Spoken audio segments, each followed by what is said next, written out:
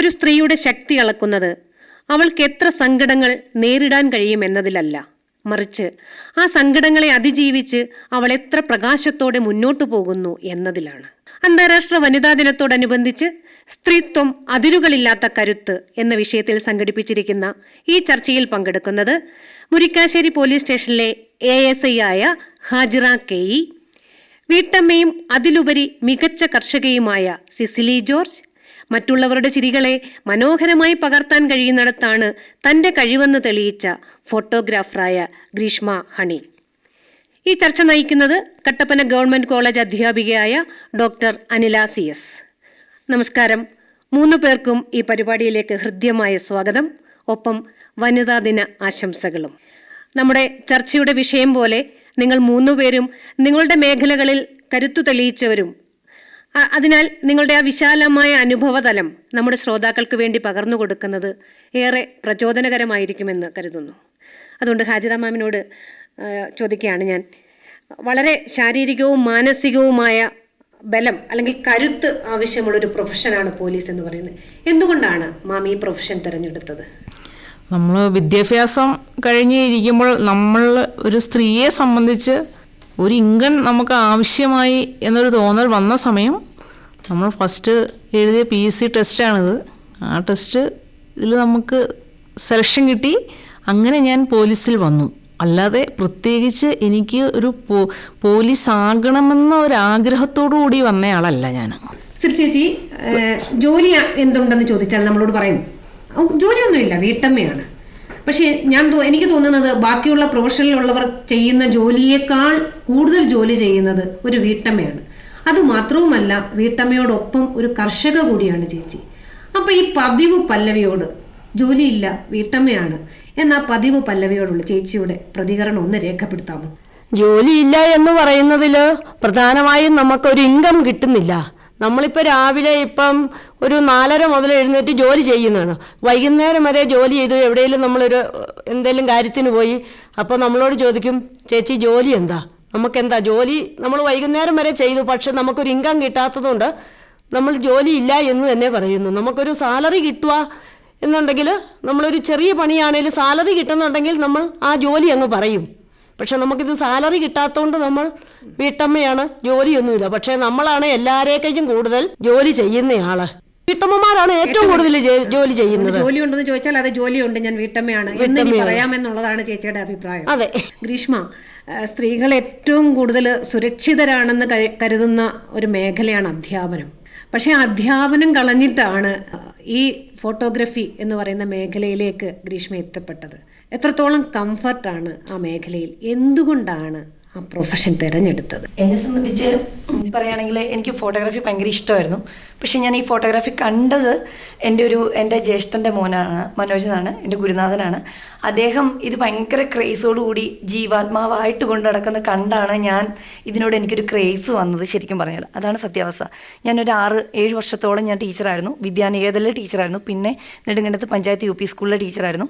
അവിടെ നിന്നാണ് ഞാൻ അധ്യാപനം വേണ്ട, എനിക്ക് ഫോട്ടോഗ്രാഫി മതി എന്ന് പറഞ്ഞ് ഞാൻ ഈ ഫീൽഡിലോട്ട് വരുന്നത്. ആദ്യം അക്കൗണ്ട് സെക്ഷനൊക്കെ ചുമ്മാ സ്റ്റുഡിയോയിൽ നോക്കി നിന്ന് പതുക്കെ ആ വില കൂടിയ ആ ഫോട്ടോ, അതായത് ക്യാമറ എൻ്റെ കയ്യിലേക്ക് എടുത്ത് പിന്നെ ഇവർ കാണുന്നതൊക്കെ കണ്ട് എനിക്ക് ഭയങ്കര ക്രേസായിരുന്നു, ഭയങ്കര ഇഷ്ടമായിരുന്നു. ഞാൻ അങ്ങനെയാണ് ഇതിനോട് ഭയങ്കരമായിട്ടും ഇഷ്ടപ്പെട്ട് ഞാൻ ഈ ഒരു ഫീൽഡിലോട്ട് വന്നതാണ്. ഹാജിറ മാം, ഒരു സ്ത്രീ ആയതുകൊണ്ടാണ് ഈ യൂണിഫോം ഇട്ടിട്ടും തനിക്ക് ഇങ്ങനെയൊക്കെ ഈ രംഗത്ത് പുറകോട്ട് പോകേണ്ടി വന്നത്, അല്ലെങ്കിൽ എനിക്കിതൊക്കെ ചെയ്യാൻ പറ്റാതെ ആയിപ്പോയത്, പുരുഷന്മാർ നിൽക്കുന്നതിനോടൊപ്പം എനിക്ക് ഈ മേഖലയിൽ നിൽക്കാൻ പറ്റുന്നില്ല എന്ന് എപ്പോഴെങ്കിലും തോന്നിയ സന്ദർഭങ്ങൾ ഈ യൂണിഫോം ഇട്ടിട്ടുണ്ടായിട്ടുണ്ടോ? അനില മേഡം, ഒരിക്കലും അങ്ങനെ തോന്നിയിട്ടില്ല. കാരണം ഞങ്ങൾ ഒരു പുരുഷ പോലീസ് ചെയ്യുന്ന അതേ ജോലി തന്നെയാണ് വനിതാ പോലീസും ചെയ്യുന്നത്. ഞങ്ങൾക്ക് ഡ്യൂട്ടിയിൽ യാതൊരു വ്യത്യാസവുമില്ല. അവർ ചെയ്യുന്ന എല്ലാ ജോലിയിലും ഞങ്ങൾ ചെയ്യുന്നു. എല്ലാത്തിനും ഞങ്ങൾ അവരോടൊപ്പം തന്നെ നിൽക്കുന്നു. അല്ല, നമുക്ക് ഒരു പരിഗണന കുറവോ അങ്ങനൊരു സംഭവം ഇല്ല. ഫോഴ്സിൽ ഒരേ തുല്യരാണ് സ്ത്രീയും പുരുഷരും. എല്ലാ ജോലിയിലും തുല്യരായിട്ട് തന്നെയാണ് നമ്മൾ ജോലി ചെയ്യുന്നത്. അവിടെ ശാരീരികമോ മാനസികമായ ഒരു മാറ്റി നിർത്തൽ, സ്ത്രീ ലിംഗ ഭേദം വെച്ചുകൊണ്ടുള്ള ഒരു മാറ്റി നിർത്തലില്ല. പിന്നെ നമ്മൾ പുരുഷ പോലീസിന് ശരിക്കും നമ്മളെ ഒരു കരുതലുണ്ട് അവർക്ക്. കാരണം അവരുടെ കൂടെ ജോലി ചെയ്യുമ്പോൾ നമ്മളെപ്പോഴും സേഫാണ്. കാരണം ഞങ്ങളുടെ ഡ്യൂട്ടി എന്ന് പറയുമ്പോൾ ഡേ ആൻഡ് നൈറ്റ് ഡ്യൂട്ടിയാണ്. പിന്നെ നമ്മൾ ഒരു കേസിൻ്റെ ഇൻവെസ്റ്റിഗേഷൻ ഭാഗമായിട്ട് ഒരു പക്ഷേ നമ്മൾ നമ്മുടെ സ്റ്റേറ്റ് വിട്ട് വേറെ സ്റ്റേറ്റിലേക്ക് പോലും 1-2 ദിവസം പോയി ഇവരുടെ ഒപ്പം ഈ പുരുഷ പോലീസിനൊപ്പം നമ്മൾ പോയി താമസിച്ച് ജോലി ചെയ്യേണ്ട ഒരവസ്ഥ വരുന്നു. എന്നാലും നമ്മളുടെ എല്ലാ കാര്യത്തിലും പ്രൊട്ടക്ഷനും കെയറിങ്ങും അവർ നമുക്ക് തരുന്നുണ്ട്. ഒരു സ്ത്രീ എന്ന നിലയിൽ നമുക്ക് യാതൊരു ബുദ്ധിമുട്ടും പോലീസിലെ ജോലിക്കില്ല. ആ ഫോഴ്സിൽ നിന്നുകൊണ്ട് നമുക്കില്ല. ഇല്ല.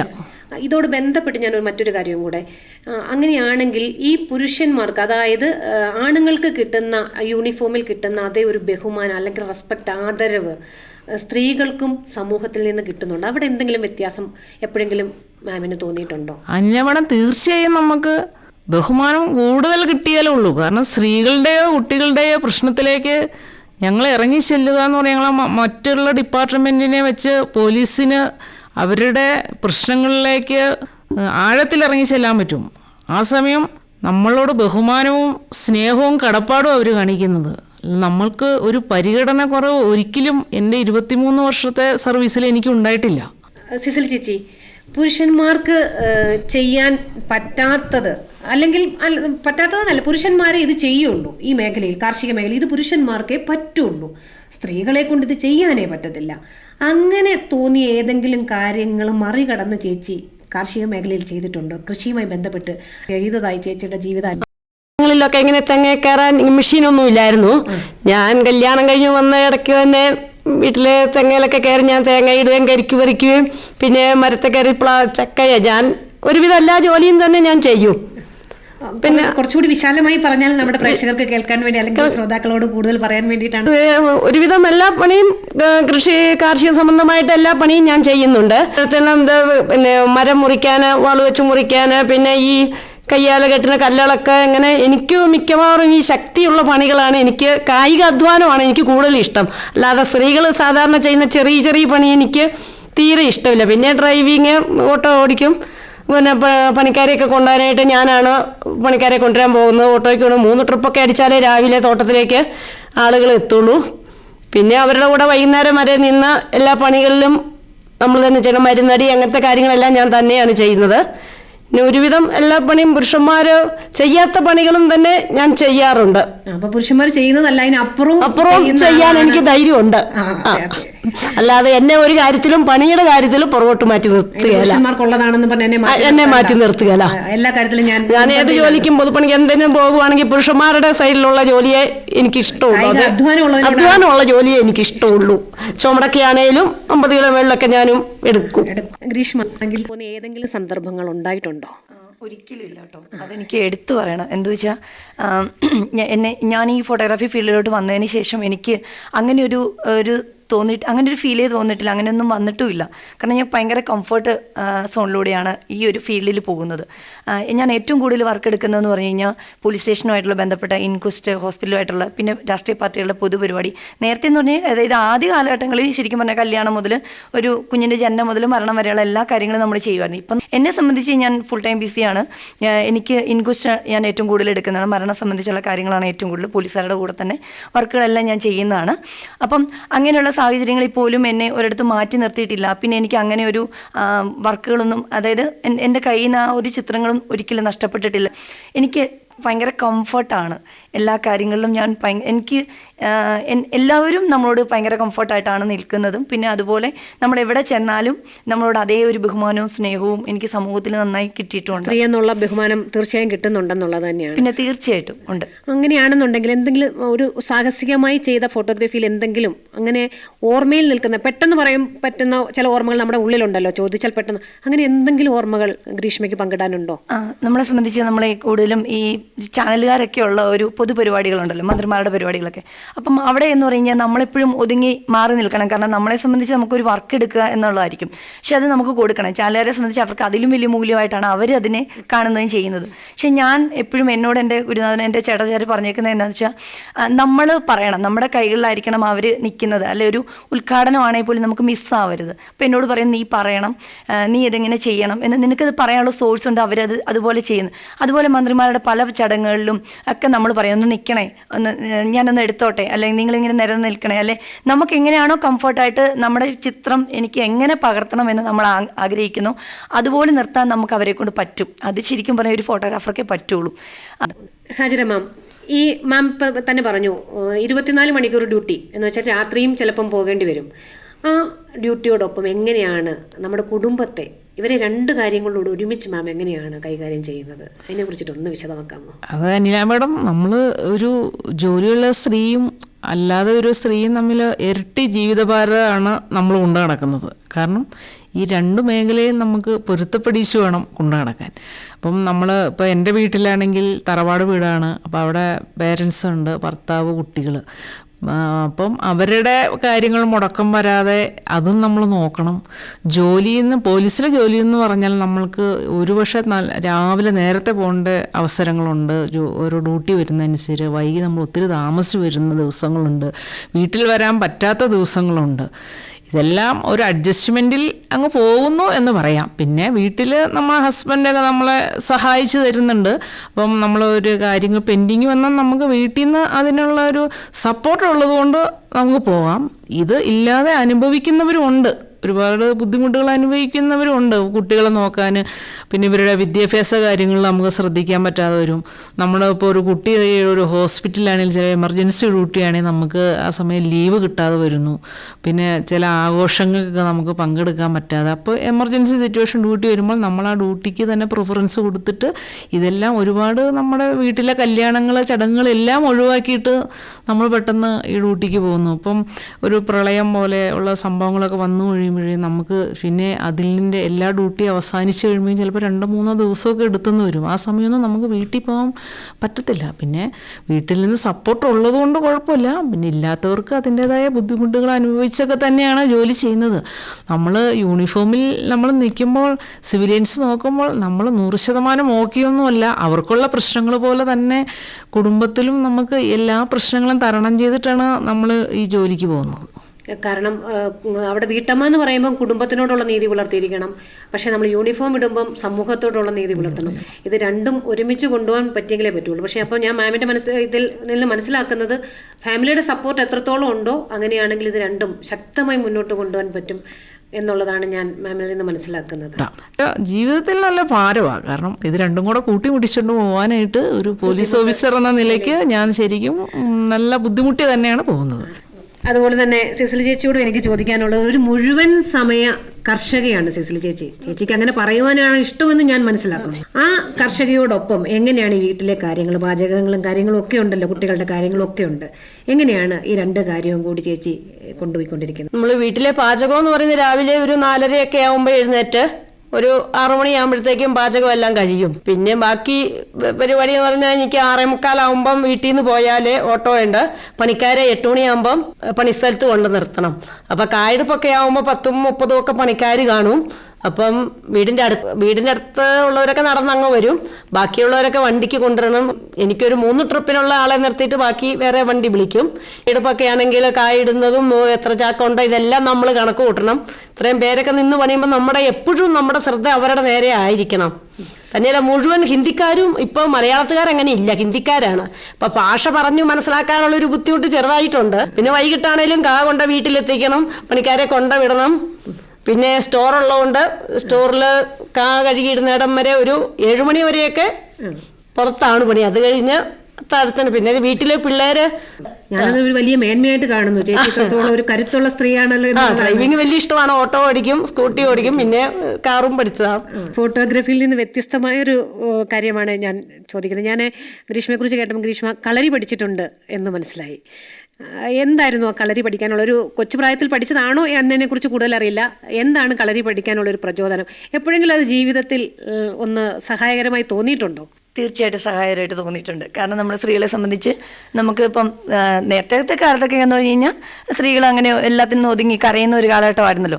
ആ കാലഘട്ടത്തിലാണ് ഞാൻ ഇത് പഠിച്ചത്. അപ്പം എൻ്റെ ചേട്ടൻ്റെ മക്കളൊക്കെയാണ് അവരൊക്കെയായിരുന്നു പഠിപ്പിച്ചത്. അപ്പം എനിക്കവിടെ ഒരു ഭയങ്കര കംഫർട്ടാണ്. പഠിക്കുന്ന മുഴുവനും സ്ത്രീകളെ, ഞങ്ങളൊരു 3 പെൺപിള്ളേർ മാത്രമേ ഉള്ളായിരുന്നു.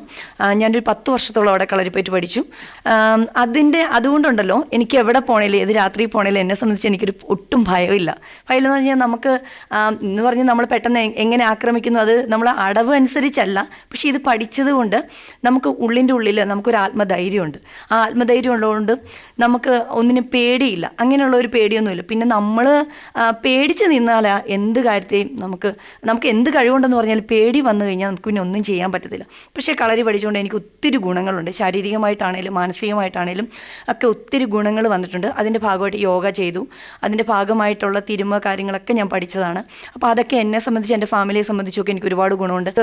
ഒന്നേ കണ്ണുകൊണ്ട് അവരെ നിയന്ത്രിക്കാൻ പറ്റും, ഇല്ലെങ്കിൽ നമ്മൾ മെയ്യഭ്യാസം എന്ന് പറയുന്ന കൈകൊണ്ടാണെങ്കിൽ പോലും അവരെ ഏത് തരത്തിൽ നമുക്ക് ചെയ്തു കഴിഞ്ഞാൽ അവരെ നമ്മുടെ ശരീരത്തെ തൊടാതിരിക്കാൻ, അല്ല ശരീരത്തെ തൊട്ട് കഴിഞ്ഞാൽ എന്ത് ചെയ്യാൻ പറ്റും എന്നുള്ളത് നമുക്കറിയാവുന്നതുകൊണ്ട് നമ്മളത് നോക്കി നിൽക്കും. പിന്നെ അവരുടെ ഓരോ ആംഗിൾ നമുക്ക് പെട്ടെന്ന് മനസ്സിലാകും. ഇങ്ങനെയൊക്കെ പഠിക്കുന്നതുകൊണ്ട് അങ്ങനെയുള്ള ഒരുപാട് ഗുണങ്ങളുണ്ട്. അതിനെ നല്ലത് ഏതാ ഗുഡ് ഏതാ, ഇപ്പോൾ ഇന്ന് കുട്ടികളെ നമ്മൾ സ്കൂളിൽ പഠിപ്പിക്കുന്നുണ്ട്, ഗുഡ് ടച്ചും ബാഡ് ടച്ചും പഠിപ്പിക്കുന്നുണ്ട്. പക്ഷേ അന്നത്തെ സാഹചര്യത്തിൽ നമുക്ക് അതൊന്നും ആരും പറഞ്ഞു തരാനില്ലായിരുന്നു.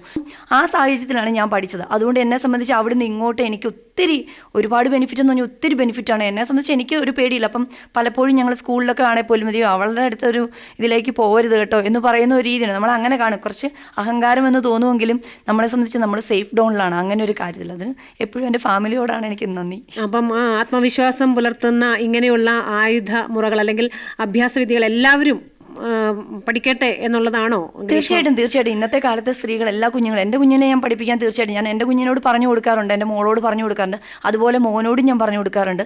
പക്ഷേ ഞാനത് പഠിപ്പിക്കുന്നതാണ്.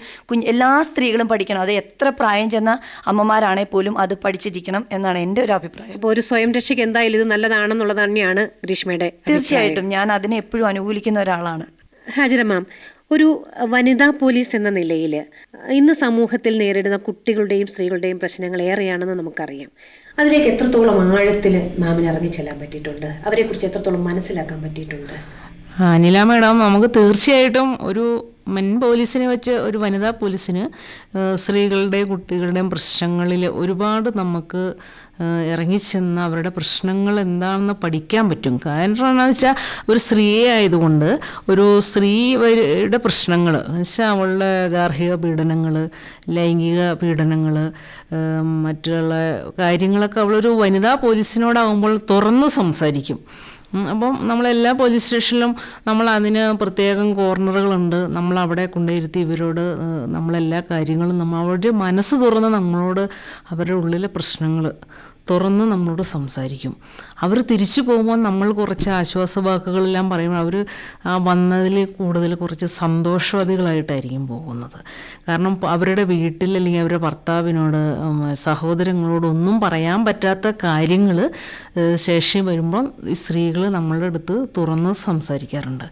അങ്ങനെ കിട്ടുന്ന അറിവുകൾ വെച്ച് ഞങ്ങളത് ഞങ്ങളുടെ മേലുദ്യോഗസ്ഥരെ അറിയിക്കുകയും അതിന് ശക്തമായ നിയമ നടപടികൾ സ്വീകരിക്കുന്ന ഒരു നിലപാടാണ് ഇന്ന് കേരളത്തിലുള്ളത്. എന്നുവെച്ചാൽ സ്ത്രീകളുടെയും കുട്ടികളുടെയും കാര്യത്തിൽ പ്രത്യേക പരിഗണന കൊടുത്താണ് ഇന്ന് കേരള പോലീസ് മുന്നോട്ട് പോകുന്നത്. കാരണം നമ്മൾ മൊത്തത്തിൽ കേൾക്കുന്നുണ്ട്, ഇന്ന് കേൾക്കാൻ ആളില്ലാത്തതാണ് ആളുകളുടെ പ്രശ്നം. കാരണം എല്ലാവരുടെയും കൈകളിലുള്ളത് ഫോണുകളാണ്, എല്ലാവരും ഫോണിനോടാണ് സംസാരിക്കുന്നത്. അപ്പം നമ്മുടെ മനസ്സിലുള്ള വിഷമങ്ങളെ തുറന്നു കാണിക്കാനോ പറയാനോ, അപ്പോൾ അത്ര വലിയൊരു ആശ്വാസം കേരള പോലീസ് കൊടുക്കുന്നു എന്നാണ്. അതും പ്രത്യേകിച്ച് വിമൻസ് സ്ത്രീകൾക്ക് വേണ്ടിയിട്ട് കൊടുക്കുക. തീർച്ചയായും. കാരണം നമ്മൾ ഇന്നിപ്പോൾ കേരളത്തിലെ എല്ലാ പോലീസ് സ്റ്റേഷനുകളിലും വനിതാ പോലീസുകാരുണ്ട്. കാരണം ഒരു സ്ത്രീ വന്നാൽ ഞങ്ങൾ ആയിരിക്കും അവരോട് കൂടുതലായി സംസാരിക്കുകയും അവരുടെ പ്രശ്നങ്ങൾ കേൾക്കുകയും ചെയ്യുന്നത്. അപ്പോൾ ഞങ്ങൾ സമയമെടുത്ത് തന്നെ അവരുടെ പ്രശ്നങ്ങൾ കേട്ട് അവരുടെ പ്രശ്നങ്ങൾ എന്താണെന്നുള്ള കാര്യങ്ങൾ ഞങ്ങളുടെ മേലുദ്യോഗസ്ഥരെ അറിയിക്കുകയും നിയമ നടപടികൾ സ്വീകരിക്കേണ്ട കാര്യങ്ങളാണെങ്കിൽ കേസ് രജിസ്റ്റർ ചെയ്ത് അന്വേഷണം നടത്തുന്ന ഒരു നിലപാടാണ്. കാരണം ഒരു ഡിലേ പോലും നമ്മൾ വെക്കാറില്ല. ശരി, സഡനായിട്ടുള്ള ആക്ഷൻ ആയിരിക്കും സ്ത്രീകളുടെ കാര്യത്തിൽ. കാരണം എന്താണെന്ന് വെച്ചാൽ സ്റ്റേഷനിലേക്ക് വരുന്നത് വരെ ആത്മഹത്യ ചെയ്യാമെന്ന് വിചാരിച്ചു വരുന്ന സ്ത്രീകളായിരിക്കാം ഈ തുറന്നു പറച്ചിലൂടെ. എനിക്ക് ഈ അടുത്ത ദിവസം തന്നെ ഒരു അനുഭവം ഉണ്ടായി. ഒരു സ്ത്രീ എന്നെ ഫോണിൽ വിളിച്ചിട്ട് ഇങ്ങനെ മുരിക്കാശ്ശേരി സ്റ്റേഷനിലെ വനിതാ പോലീസ് ആണോ, ഞാനിങ്ങനെ ആത്മഹത്യയുടെ വക്കിൽ നിൽക്കുകയാണ്. അപ്പോൾ ഞാൻ പറഞ്ഞു ഞാൻ സ്റ്റേഷനിലുണ്ട്, സ്റ്റേഷൻ വരെ വരാൻ പറഞ്ഞു. ഞാൻ അവരുടെ അടുത്ത് ഏതാണ്ട് ഒരു മണിക്കൂറിന് സംസാരിച്ചു. അവരുടേതായ കുറേ പ്രശ്നങ്ങൾ പറഞ്ഞു. പിന്നെ ഞാൻ അവരുടെ ഭർത്താവിനെ വിളിപ്പിച്ചു. പിന്നെ ഞങ്ങളുടെ അവരെ സംസാരിച്ച് ഞങ്ങളെ കൗൺസിലിങ്ങിന് അയച്ചു. കൗൺസിലിംഗ് പിറ്റേ ദിവസം അയച്ച സ്ത്രീ എന്നോട് വളരെ സന്തോഷത്തോടെ വിളിച്ചു. കൗൺസിലിംഗ് കഴിഞ്ഞിട്ട്, മാഡം ഞാൻ ഏതാണ്ട് പകുതിയോളം ഓക്കെ ആയി. ഇനി ഞങ്ങൾക്ക് ഫോളോ അപ്പ് ഉണ്ട്. 7 ദിവസം കഴിഞ്ഞ് വീണ്ടും കൗൺസിലിങ്ങിന് ചെല്ലണം. നന്ദിയൊക്കെ പിന്നെ ഫോണിൽ വിളിച്ച് പറഞ്ഞു. അങ്ങനെ ഈ കുടുംബജീവിതത്തിലേക്ക് തിരിച്ചു വരുന്നവർ, വീണ്ടും നമ്മളെ കാണാൻ വരുന്നവരുണ്ട്. പിന്നെ നമ്മളെ ഫോണിൽ വിളിച്ചിട്ട് നമ്മളോട് പറയും, ഇപ്പോൾ ഒരു കുഴപ്പമില്ല കേട്ടോ മാഡം, അന്ന് നിങ്ങൾ സംസാരിച്ച് ഇപ്പോൾ ഓക്കെ ആയി എന്ന് പറയുന്ന ഒരുപാട് സ്ത്രീകളുണ്ട്. കാരണം അവർക്കൊരു 2ാം ജന്മം കിട്ടുകയാണ്. തീർന്നു എന്ന് വിചാരിച്ചെടുത്ത് നിന്ന് അവർ തുടങ്ങുക. അവർ നമ്മുടെ അടുത്തേക്ക് വരുമ്പോൾ നമ്മൾ അവർക്ക് വേണ്ട നിർദ്ദേശങ്ങളും കാര്യങ്ങളും എല്ലാം കൊടുക്കും, കൗൺസിലിംഗ് കൊടുക്കും, നിയമസഹായം കൊടുക്കും. ഇതെല്ലാം കിട്ടിക്കഴിയുമ്പോൾ അങ്ങനെ ഓക്കെ ആകുന്ന ഒരുപാട് പ്രശ്നങ്ങളുണ്ട്. അപ്പോൾ അവർ വളരെ സന്തോഷത്തോടെ ചിലപ്പോൾ നമ്മളെ കാണാൻ വരും. ചിലപ്പോൾ നമ്മളെ ഫോണിൽ വിളിച്ചിട്ട് ഇപ്പോൾ ഞങ്ങൾക്ക് ഒരു പ്രശ്നമില്ല, അതിപ്പോഴത്തെ അല്ല, നമ്മൾ മുമ്പ് ജോലി ചെയ്തെടുത്തു നിന്നൊക്കെ ചിലപ്പോൾ നമ്മൾ കോളുകൾ വരും, ഇപ്പോൾ ഒരു കുഴപ്പമില്ല കേട്ടോ, ഞങ്ങൾ സന്തോഷമായിട്ട് ജീവിക്കുന്നു. പക്ഷെ നമുക്ക് സന്തോഷം അത് കേൾക്കുമ്പോൾ. സിസിലി ചേച്ചി, കൃഷി ഏതെല്ലാം തരത്തിലുള്ള കൃഷികളാണ് ചേച്ചി പ്രധാനമായിട്ടും ചെയ്യുന്നത്? എന്നുവെച്ചാൽ പച്ചക്കറിയാണോ, അല്ലെങ്കിൽ നമ്മളെ സംബന്ധിച്ച് സ്പൈസസിനൊക്കെ വലിയ പ്രാധാന്യമുള്ളതാണ് ഇടുക്കി എന്ന് പറയുന്നത്. എന്തെല്ലാം തരത്തിലുള്ള കൃഷി, അല്ലെങ്കിൽ പുതുതായി എന്തെങ്കിലും ആ മേഖലയിൽ പരീക്ഷണങ്ങൾ വല്ലതും ചേച്ചി നടത്തിയിട്ടുണ്ടോ? അങ്ങനെയുള്ളതിനെക്കുറിച്ച് ശ്രോതാക്കളോടൊന്ന് പറഞ്ഞാലോ. മെയിനായിട്ട് ഇപ്പോൾ കുറച്ച് നാളായിട്ട് 2-3-4 വർഷങ്ങളായിട്ട് ഏലമാണ്, പിന്നെ കുരുമുളകുണ്ട്, ഗ്രാമ്പുണ്ട്, ജാതിയുണ്ട്, പിന്നെ പഴവർഗ്ഗങ്ങൾ ഒരുവിധം എല്ലാം തന്നെ മംഗോസ്റ്റ്, റംബൂട്ടാന്, പുലാസന്, അബിയു, അങ്ങനെ പേരറിയാത്ത കുറേ എല്ലാം മറന്നുപോയി. അങ്ങനെ കുറേ പഴവർഗ്ഗങ്ങളെല്ലാം വീട്ടിലുണ്ട്. പിന്നെ ചെടി ഒരു ഹോബിയായിട്ട് ചെടി കൃഷി അതും നടത്തുന്നുണ്ട്. അത് ഇടയ്ക്ക് വിറ്റുവരെ ആൾക്കാരൊക്കെ വാങ്ങാൻ വരുന്നുണ്ട്, നഴ്സറി ആയിട്ട് ചെറിയ രീതിയിൽ. അതൊക്കെ വൈകുന്നേരങ്ങളിൽ സമയം കണ്ടെത്തുന്നു. പിന്നെ അതൊരു സ്റ്റോറുണ്ട്, നമ്മൾ തന്നെ ഉണങ്ങിയല്ല ചെയ്യുന്നത്. ഈ പണ്ടത്തെ പോലെ ഇപ്പോൾ സമയം തീരെ കിട്ടാറില്ല. പണ്ടൊക്കെ നമ്മൾ മുളക് മെതിച്ച് ഓരോ ദിവസം പറിക്കുന്നത് വെയിലത്തിട്ട് ഉണങ്ങിയിടും. ഇപ്പം എല്ലാം കൂടെ ഒന്നിച്ച് മെതിച്ച് പണിക്കാരെ കൂട്ടി മെതിച്ച് സ്റ്റോറിലിട്ട് ഉണങ്ങുകയാണ്. കാരണം സമയം എന്നും വാരി ഇടാനുള്ളൊരു സമയമില്ല. രാവിലെ 6:45-7 മണിയാകുമ്പോഴത്തേക്കും പണിക്കാരൊക്കെ എൻ്റെ അവരെ കൊണ്ടുവരാൻ പോകണം. അങ്ങനെ ആയതുകൊണ്ട് സമയം ഇപ്പം ഓരോ ദിവസം ചെല്ലുന്നവർ സമയം കുറഞ്ഞു വരും, പണി കൂടുതലുമാണ്. ഗ്രാമ്പു ഉണ്ടെന്ന് പറഞ്ഞു. ഗ്രാമ്പു ഉണ്ട്. നേരത്തെയൊക്കെ ഞാൻ തന്നെയാണ് പറിച്ചുകൊണ്ടിരുന്നത്. പിന്നെ ചേട്ടനും ഞാൻ ഇവിടെ കൂടി പറിച്ചു. ഇപ്പം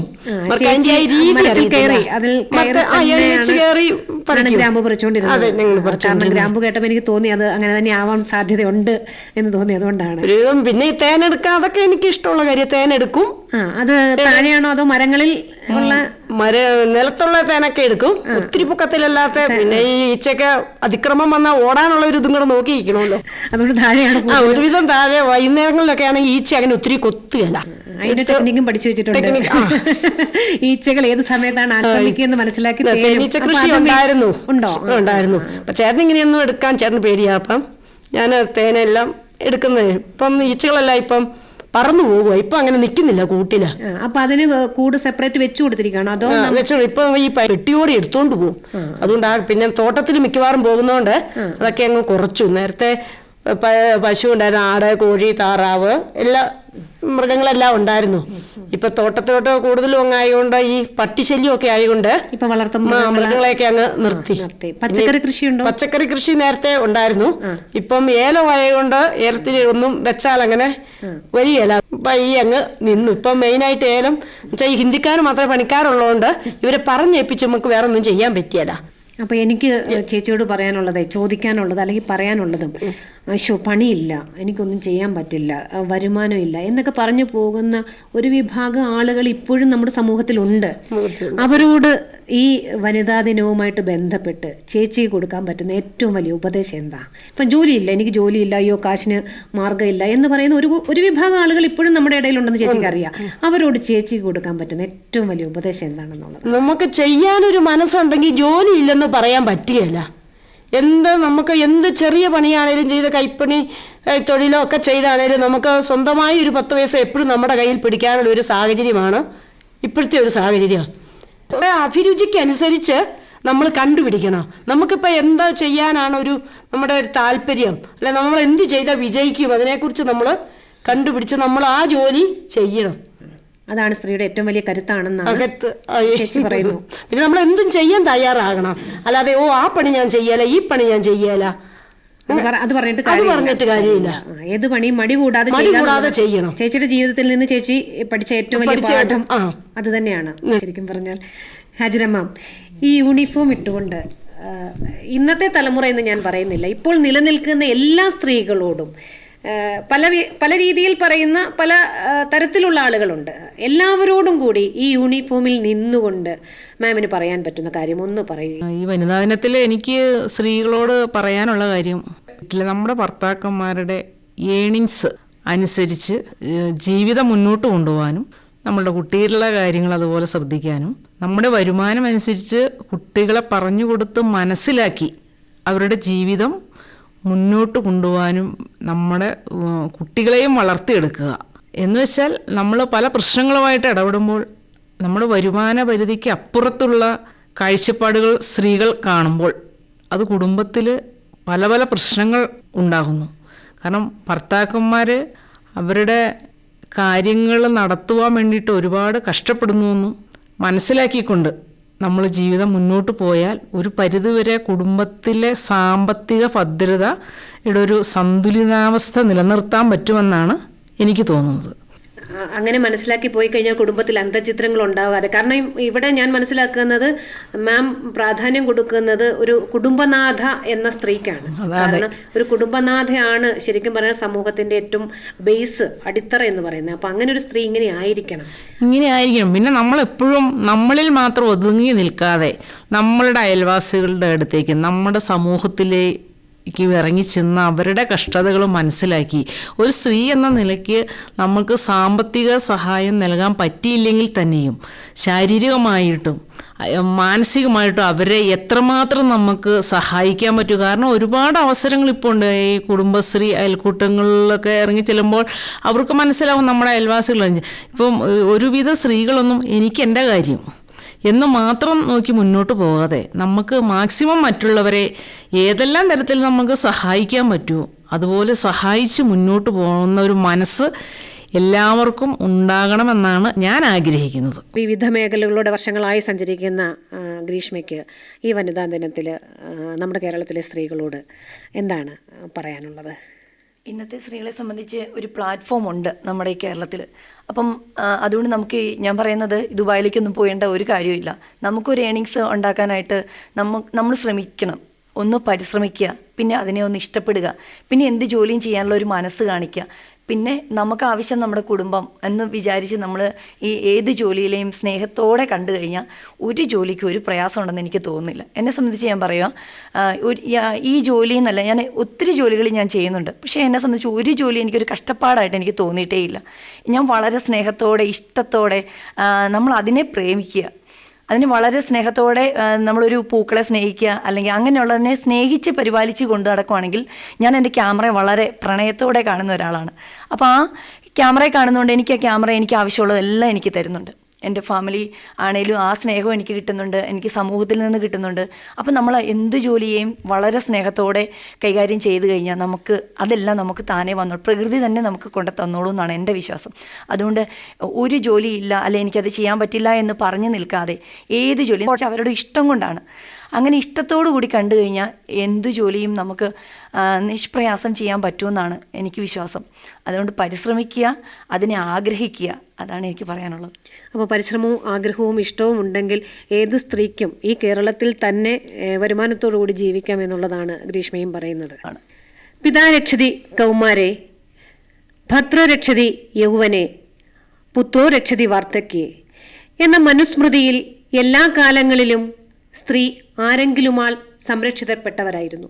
എന്നാൽ ഇന്ന് 21-ാം നൂറ്റാണ്ടിൽ കൗമാരം മുതൽ തന്നെ സാമ്പത്തിക സാമൂഹിക സംരക്ഷണം സ്ത്രീയാൽ തന്നെ നേടാൻ കഴിയുന്നതാണ് എന്നതിന് തെളിവാണ് ഇന്ന് നമ്മോട് സംസാരിച്ച കരുത്താർന്ന 3 സ്ത്രീരത്നങ്ങൾ.